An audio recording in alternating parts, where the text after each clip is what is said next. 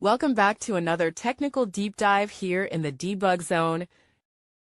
Today we're tackling a big question and breaking it down with insights from other users. Hopefully this clears up some misconceptions and helps you get the answer you need. So buckle up, stay a little curious, and let's jump right in.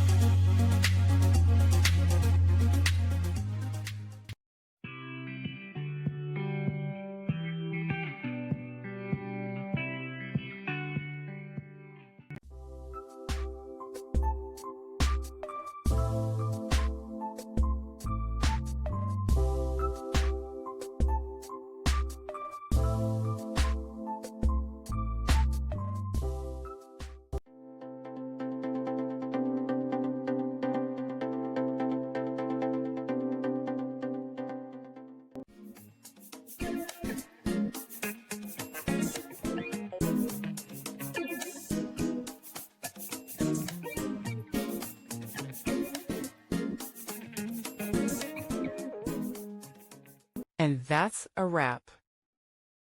I hope you found the answer you were looking for. If you did, take a second to hit that subscribe button. It really helps out.